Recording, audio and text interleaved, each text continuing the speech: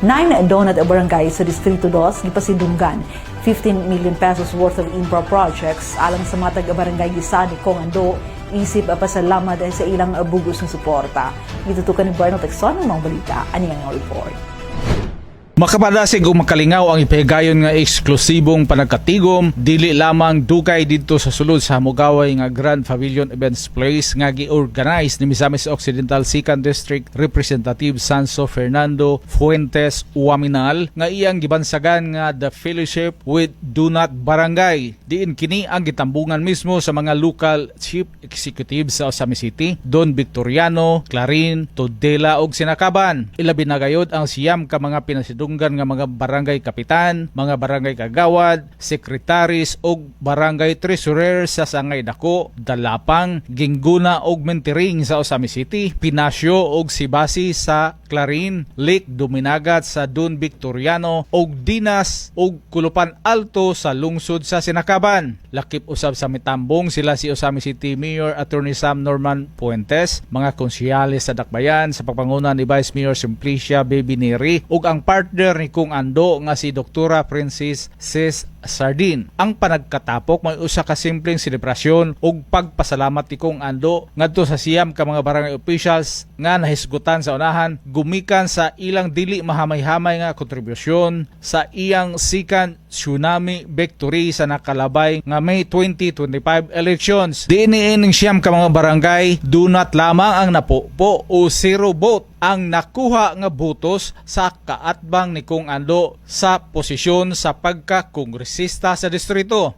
Sa opening remarks ni Mayor Sam Norman Puentes, iyang gidayeg ang talagsaong kampanya sa mga barangay officials nga nagresulta sa do not vote sa kaatbang sa mananaog. Dakong kalampusan matod pa nga nagpakita sa ilang kaisog panaghiusa og tinuod nga suporta atol sa miaging eleksyon. Katong inyong gibuhat lisod pagasundan. Ang kalampusan dali pagakwaon. Kadaugan dali pagakwaon.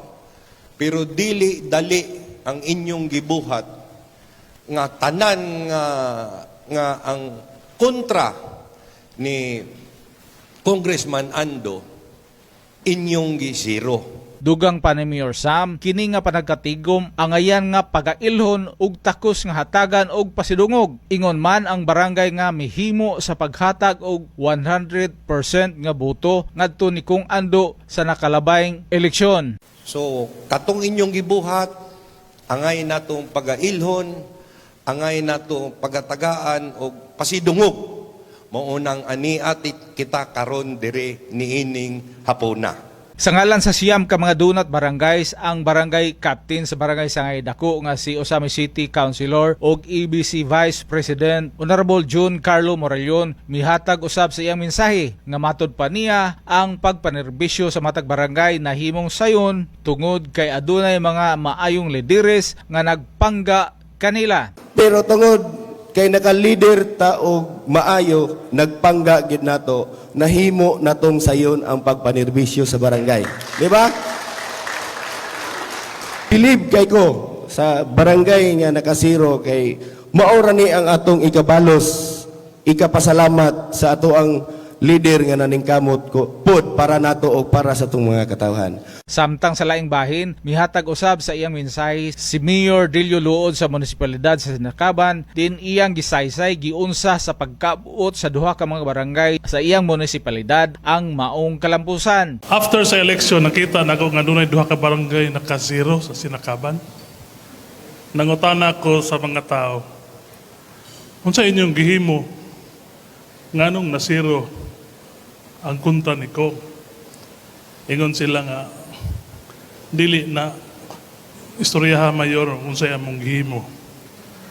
Si Congressman dunay gihimo sa among mga barangay nga gahatagan migrasyon dili lang proyekto, rason gyud nganong dili mo mupili og lain. Mao tong mga proyekto nga atong matagamtan. Busa pagpasalamat og pasidungog ang gipadayag ni Congressman Ando Waminal ngadto sa siyam ka nahisgutang barangay tungod sa ilang gihimong pag-zero sa kaadbang niini sa posisyon sa pagkakongresista sa Distrito 2. Maayo na kayo nga mohatag og 99%.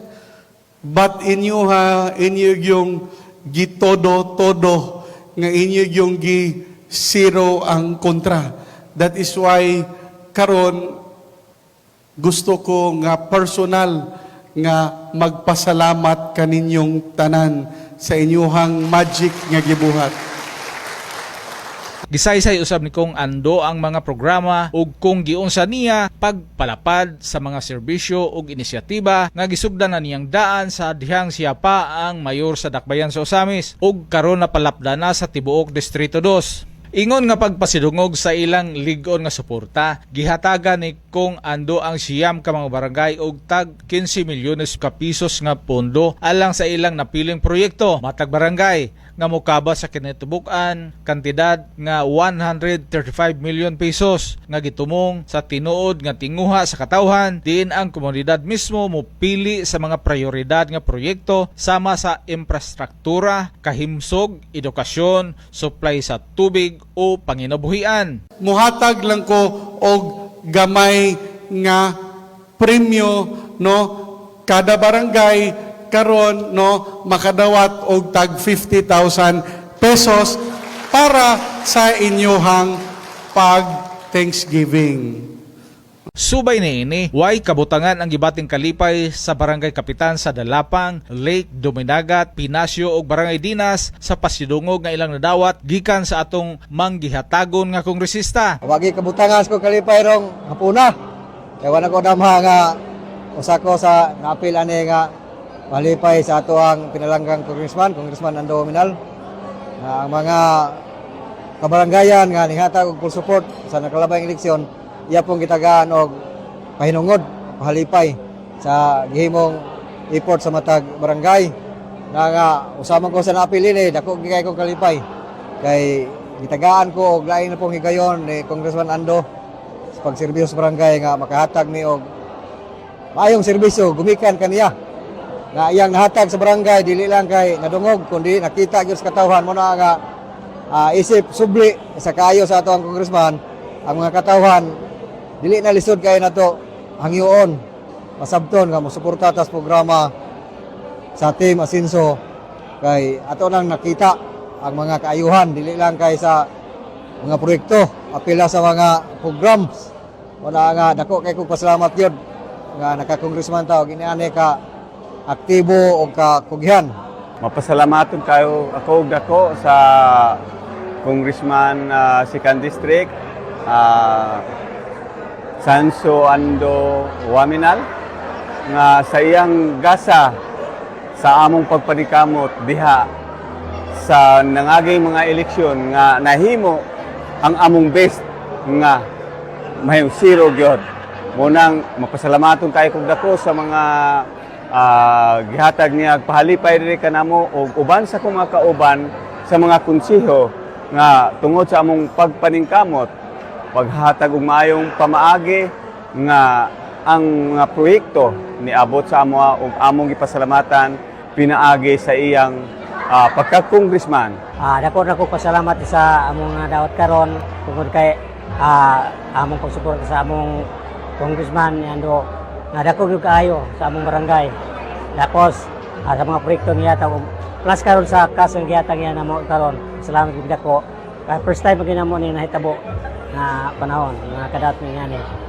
Ako karon dako kayo kog pasalamat ni congressman kay wala ko maglaom ining ani nga tutuasyon nga ning ani paglakaw namo nga pag-abot namo dire ining building nga ningani day nga dagan sa tutuasyon. Matud pa sa upat ka mga barangay kapitan ang tinudanay og lubos-lubos ka serbisyo nga gipasiugdahan sa Team Asinso nga gipanguluhan nila ni Governor Henry ug Kong Ando. Wala sila maglisod sa pagpasabot sa ilang katagi-barangay kung si kinsa ang ilang suportahan sa nakalabayng eleksyon. Isip kapitan dugay-dugay na magiko namunuan sa barangay. Tas-tasa akong experience sa gandaghan ng politiko nga ning agi nga akong nakauban nga congressman mayors o ubang mga opisyalis, pero karon sa akong pagbalik isip usa ka kapitan, karon ba ko nakasinati og usa ka tinud-anay matinud-anon nga panggobyerno. Dili lisod pangayuan dayon pagpangayo kuan kanabang usay tawagan na murag wala pag ikakangyo murag nanay tando. Ang kuan mo na pag istorya namo nakitsaro wa mo mabuta ang mga serbisyo sa ato ang state asensyo labi na sa atong congressman ug sa atong gobernador nga gikan paglingkod nila. Grabe kayo ning ato labi na yun ang ako ang barangay nga grabe kayo pinakalayo pero naaptang dalan. Pero bisan ning ana napay kakulangon mo na nga moanyo lang ko sa inyo nga isiro ginatong kontra. Mo to nga kaliw sa Ginoo dala patsampit sa Ginoo nga kinalan gayran sila sa Ginoo gyud. Yan tapos pag resulta, pag abot eleksyon, resulta gyud in taon nga zero gyud. Dako kay ko pasalamat. Kapag sa zero, sa kontra, pinagi sa pagpaningkamot sa mga barangay opisyal na waman niya iminsin atong una nga naiyang ipahalipay pero naningkamot nga ang among pagsuporta, todo suportan bisa mong barangay sa iyang kandidatura. Sa kay rason nga ang atong mga kaigsuuna atong mga sakop sa barangay tumad po sila itong ibalusan ba o sinukat sa kontra. Sa iyang nakita po sa nga programa gihatag sa tong congressman, napil nila nga ilang todo suporta ilang boto tungod kay dako yun og mga proyekto nga dawat na sa mong barangay. Tungod sa mga project nga gihatag niya sa wala pagani siya makasaad na anay mga project ug ang among lugar bisan sa kalayo ang mga karsada, ang mga kaayuhan nga gihatag niya alang sa among barangay ug sa nakita po niya nga ang among barangay tourist destination ug iyang gipaningkamutan ug nahimo gayud niya. Ang pasidungog nga napaabot og nadawat sa siyam ka mga barangay opisyal sa Distrito 2 nagpamatuod lamang sa usa ka pinasahi nga liderato ni Kong Ando Waminal, usa ka matang sa pagpanerbisyo nga nagbase sa tukma nga panginahanglanon sa mga katawhan sa distrito nga mas gipalig-on pa sa panaghiusa sa mga lideres ug sa mga misamisnon subay usab sa 5M's Development Trust sa probinsya nga ang mga misamisnon magpuyong malinawon, malambuon ug malipayon. Alang sa Osamis Today, ako si Bernal Dixon. Salamat, Bernal.